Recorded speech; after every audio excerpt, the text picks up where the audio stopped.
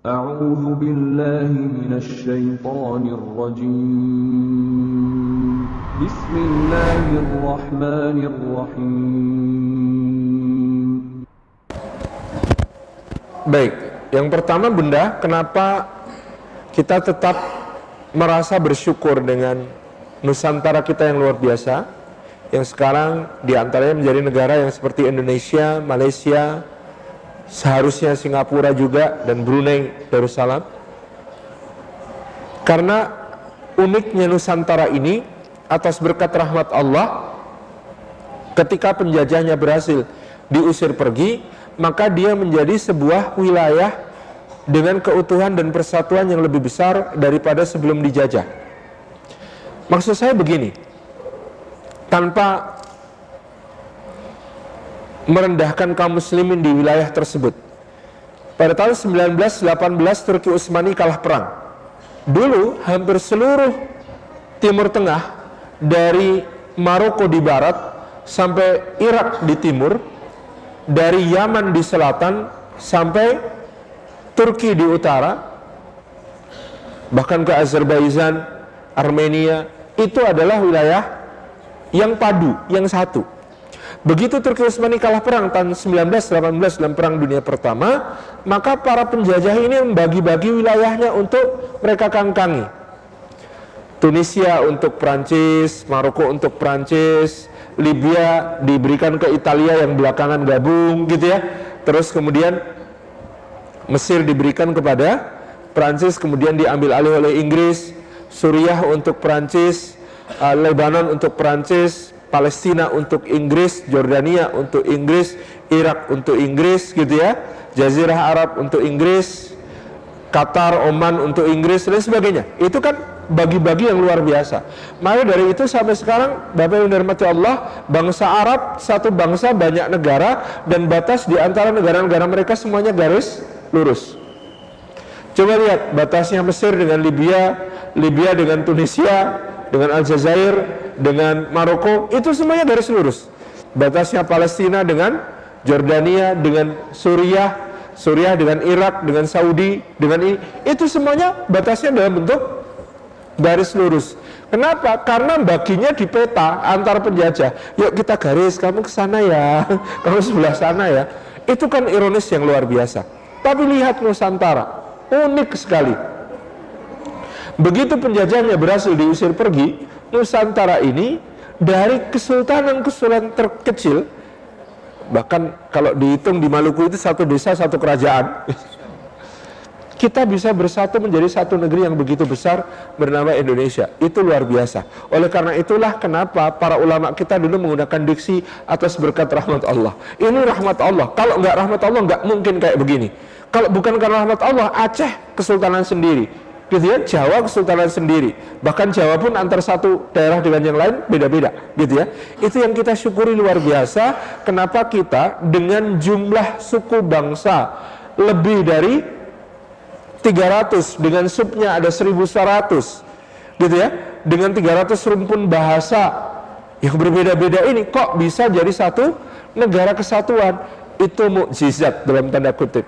Itu rahmat Allah betul, yang tidak mungkin bisa kita dapatkan tanpa kasih sayang Allah kepada kita. Jadi kita mensyukuri negeri ini, bahwa negeri ini masih harus kita perjuangkan dalam banyak sisinya. Begitu luar biasa yang kita alami.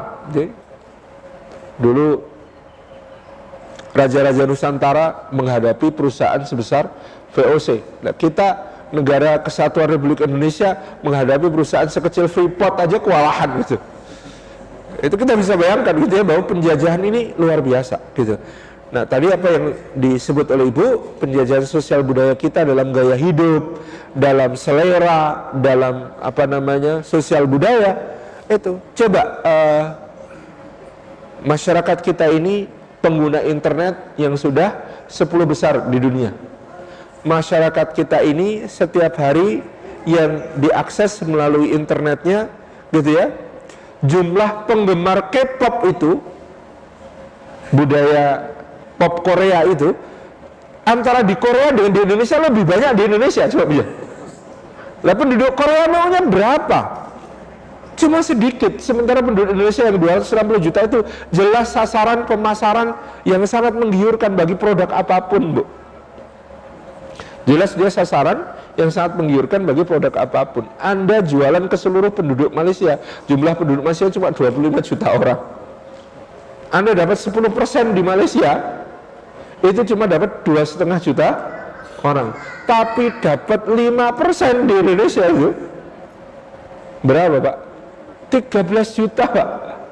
Itu artinya luar biasa yang kita miliki, menjadi daya tarik luar biasa untuk menjajah. Ya sama, Bu.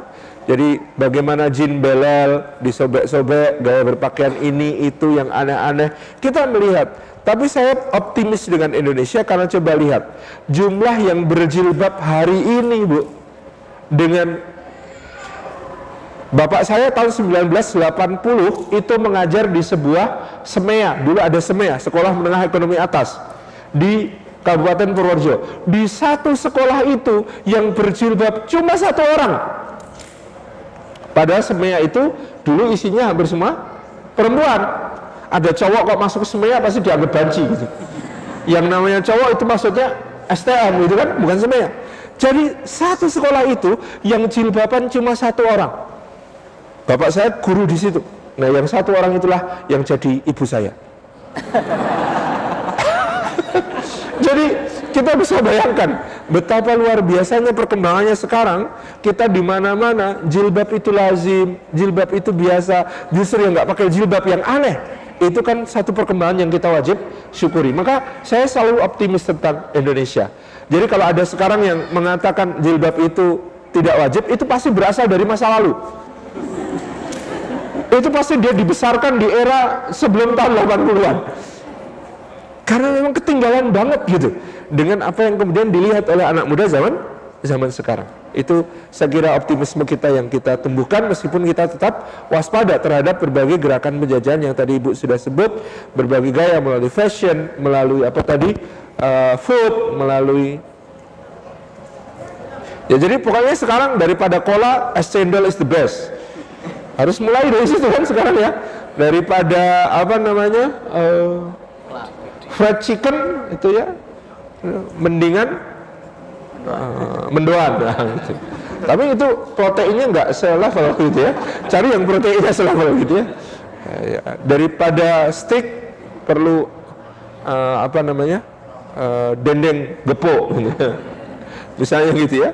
Itu penting buat kita untuk menyadarkan kembali generasi kita. Jadi kampanye kita bukan fast food tapi slow food gitu ya. Ya, makanan ibu is the best gitu ya. Kembali ke makanan ibu. Terima kasih gitu.